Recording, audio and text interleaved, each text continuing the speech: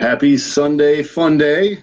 Sunday fun day, Sunday fun day. Dean and Jen Gross with Gain here. It doesn't quite feel like a Sunday. Maybe it's because of the extended weekend. feels like a But Saturday. yes, happy Memorial Day weekend to Yes. all you folks out there. And caught you at halftime. I don't think second half isn't starting yet. So try to be quick as we get the second half. It looks like it'll be a very competitive game 7 in Eastern Conference Finals. But we thought we'd chat a little bit about gut bombs today, just because obviously it's a pretty big topic. We talk about sugar a lot. We talk about microbiome, your second brain, and Juice. What's up, man?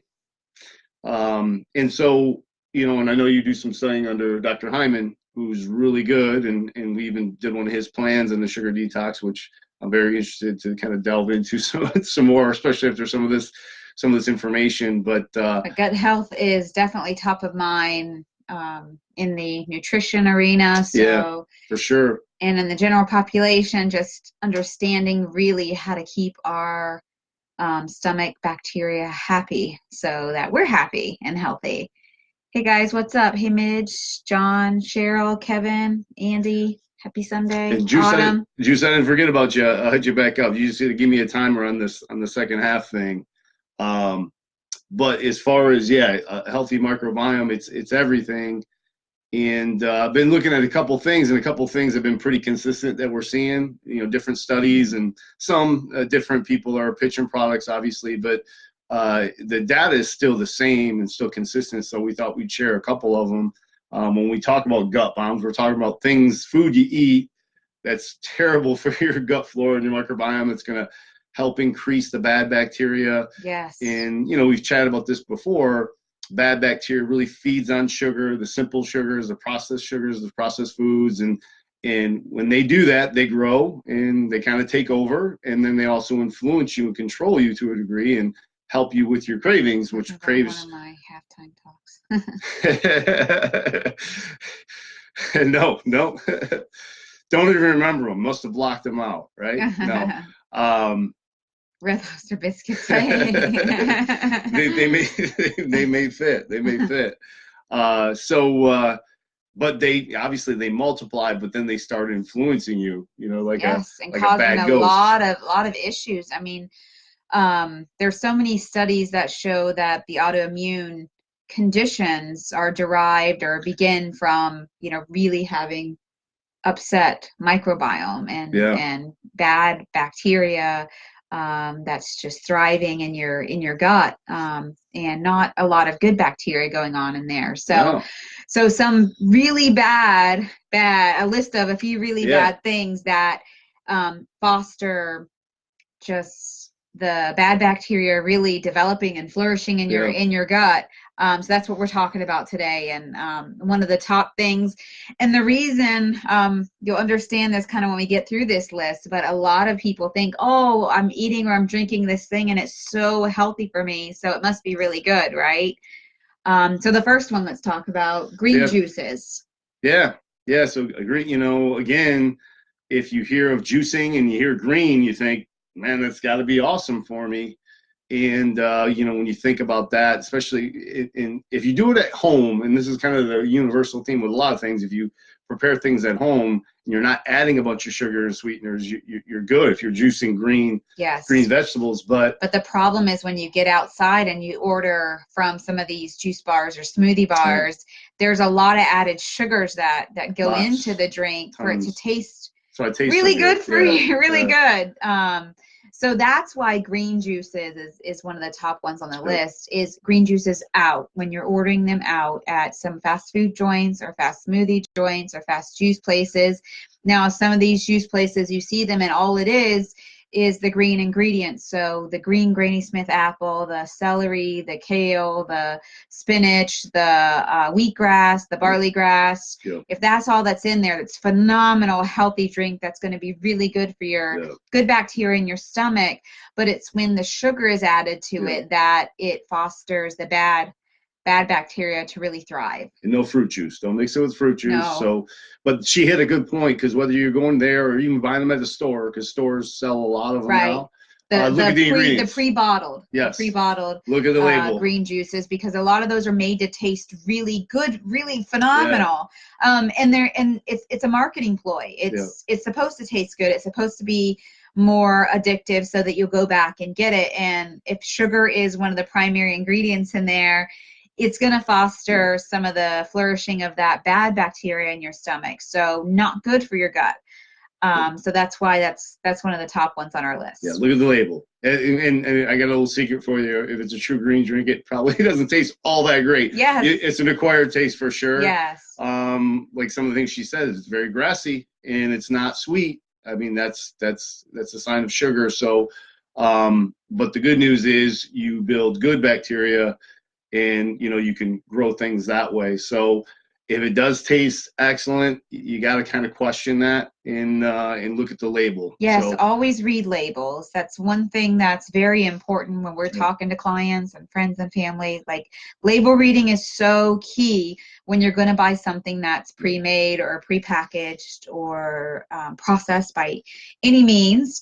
And you want something that has very few ingredients, and ingredients that what they are.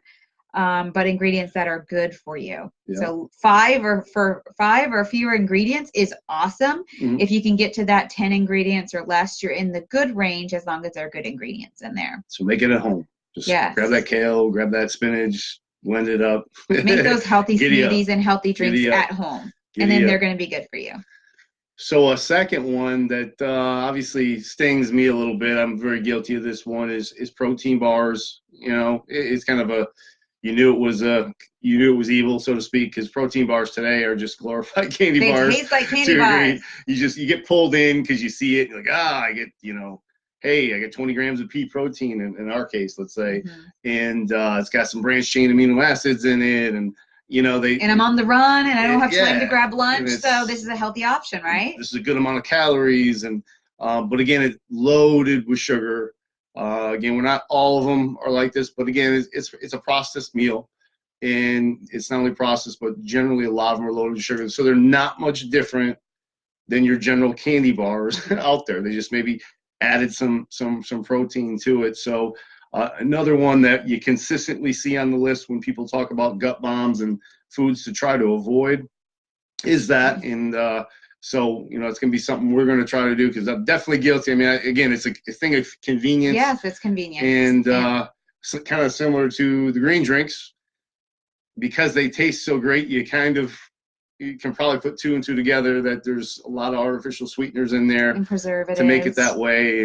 And the cycle we mentioned earlier is you're building more of that bad bacteria that's going to make you even crave those protein bars even more. Yes. So it's a vicious cycle. And a way to kind of get around that is meal prep and snack prep. And there are some easy high protein snacks that you could easily prepare and just have ready to grab before you run out the door. I mean, nuts are a great alternative. Almonds, cashews, pistachios, walnuts, great snack on the run. Carrots, celery sticks, cucumbers. I mean, there's a lot out there. There are also some really good homemade granola bar recipes that are like less than 5 ingredients that you could easily make at home as well. So it's just about preparing and planning, so that when you do get that craving for something sweet, then maybe you're grabbing your homemade granola bar or some dried cranberries that are unsweetened. So, to kind of handle that sweet tooth, or an apple or banana, right? Or some kiwi or blueberries. Want to tackle one of the next ones that's very, very popular? So fat-free yogurt. And anytime we get into this fat-free conversation, this is a tough one, because for many years, fat-free was a crave. I believe it was in the 90s that it was huge, that fat-free marketing came into play, and everybody was trying to do everything low-fat and fat-free. And actually, when you take out that fat, you're adding in a lot of processed stuff, and a lot of that processed stuff is processed sugar. And people think, I'm eating fat-free or low-fat yogurt. That's great for my stomach because it's got probiotics in it. But actually, it's not so good for you, because you're going to increase the bad bacteria in your microbiome versus more so than you are going Yeah. to add positive stuff in for your good bacteria in there. So it's much better if you are going to go the yogurt route, go for the full fat. And even better than that, if you want to try the almond The yogurt, unsweetened. the unsweetened, or even the coconut yogurt unsweetened are great choices to minimize that sugar intake and still get you some good quality probiotics. This may be one of the bigger tricks in the market because they've done a great marketing job of putting yogurt as a health food, and it just really isn't. It's loaded in sugar. And again, we're vegan, so we wouldn't eat any yogurt. But no, we have yogurt, the almond and the coconut milk. Yeah. You guys eat that. That's right. Our children do like that. And the plain yogurts, the plain coconut and the plain almond unsweetened is actually a great alternative to a dairy-free like sour cream topping. And it's a great cream alternative to add to recipes. Right. So, but for years, and probably still today, maybe some of you out there today have that fat-free or not, but dairy yogurt made with fruit in the morning, thinking, hey, it's low calorie, it's got probiotics, they advertise it. So if it's got probiotics, I'm putting good bacteria, I'm eating good bacteria, perfect for my gut biome, and it's actually the opposite. For starters, there's a little bit of a challenge of how much and what strains they really have when it comes to their probiotics in there for the good bacteria. And then secondly, it's just kind of destroyed because of the sugar content. And you're feeding the bad bacteria. So when maybe what little good bacteria is in there is going to lose that battle. So a good alternative is add some fruit to that plain yogurt. Add some blueberries, add some blackberries, add some cherries or some other fruit that you enjoy. Strawberries, add it to that plain yogurt, and it's a great alternative if you still want that yogurt snack. Yeah, and again, it just comes down to prepared meals that are already prepared for you in reading labels and looking at those sugars and sweeteners and the fancy names for sugar. Excuse me, and you really want a low level of that. The higher it is, as you can see, there's a common denominator here, and it's sugar. It just, we thought I'd bring it up because there was a couple different sources, and obviously said she's been following Dr. Hyman, and they all say the same thing. I mean, there's bigger lists, and there's other foods included on the list, but there's always that. We happen to bring these up because these are kind of considered health foods a lot by a lot of people. When you say green drinks, when you say yogurt, protein bars, they're saying, hey, I'm not doing any of the junk food, but I can kind of get that sweet from a protein bar, and it's healthy. And unfortunately, you could be doing more damage than good. So, we just thought we would share that. One of the ones that I've seen recently, and I don't know this actress, this Maggie Q. Apparently, she's an actress. I'm not sure what she is. Maybe she's Nikita or somebody, but she's selling a probiotic product. And I think I recently saw one of her videos, and she mentioned these very same foods along with some of the other folks. And one thing that she also mentioned in her video was the preservative BHT, which again is in a lot of crackers, cookies, and cereal. And the reason we mention that is because it's in a lot of cereals. And so that's another frame. Not only is there, when we talk about the processed sugar, but when you're getting processed foods, you're always going to have preservatives. And this particular preservative is shown to cause a few issues. So it's another thing. Particularly in your microbiome. Yeah. So another thing is you want to look at that BHT. Its cousin is BHA. Apparently they usually are together. But that was something that I got from this Maggie Q with her new probiotic that they're pitching, which I'm sure is good. She's an actress. They have a lot of funds to put into the formula. But if you try to minimize your processed foods, then you're not going to come across this BHT. So instead of the prepackaged processed cereals, maybe choose a porridge that you make the night before so that in the morning it's ready for you.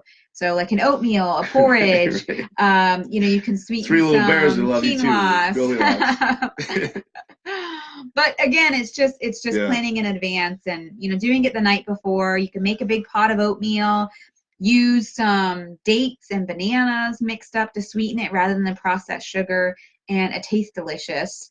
it's sweet enough just with those two items blended in there, or some unsweetened applesauce or some apples.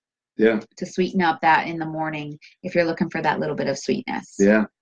Or even better, throw in some cinnamon and you're getting some extra loads of antioxidants, and some clove, throw that in there too, and you'll be doused with a huge antioxidant boost. So that's another big plus to having oatmeal or a porridge type dish in the morning versus some of those processed cereals.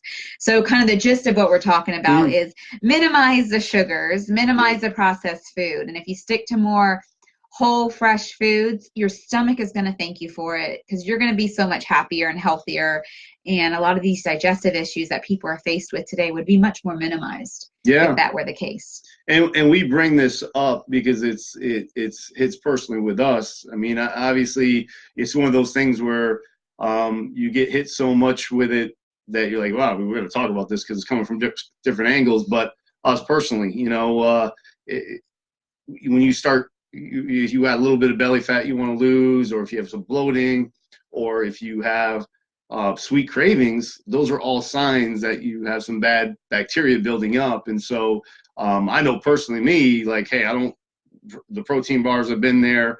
I know from this list, and there's been other things, obviously, that I know I'm getting sugar in, that I find that I eat it and I'll crave it. Yes. And, if I want to have no bloating and lose any body fat, belly body fat, this is one of the ways of doing it, is, building up your good bacteria. So we personally want to implement it. And going through a sugar detox is a great way to kind of reboosting and kickstart your body to get rid of some of those sugar cravings. And we actually have a 10-day program that a few of us have followed, and that works by Dr. Hyman, and there are a few others out there that are pretty popular that work really well. But people that deal with autoimmune conditions, if going through a sugar detox may help you realize that some of those symptoms could be minimized, by just cleaning up your diet and getting rid of some bad things. That's always the best way. If you can't, for some reason, go that far, and you just want to cut some stuff out, we just want to give you a few examples of some things you might want to start with. And if you can start taking more and more out, it becomes easier and easier, and let the good times roll. So I believe the second half has started, so we'll let you guys get after it. Hope this helps. Please like and share it with your friends. Connect with us on growthandimprovement.com. Yes.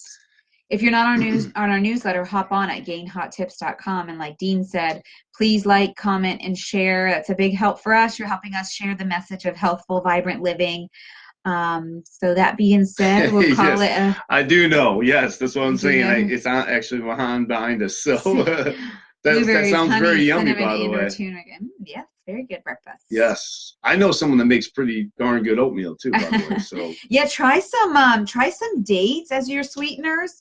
Yeah. If you go with a whole food sugar option or sweetener option such as dates, just blend it up in your Ninja or your blender before you add it. When you blend in some bananas or whatever else you're blending up, and then throw it in with your oatmeal while it's cooking. It's a natural whole food sweetener that's wonderful for you. That he's doing pretty well. So yeah, that's a good one. All right, guys. Have a good night. Talk to you guys later.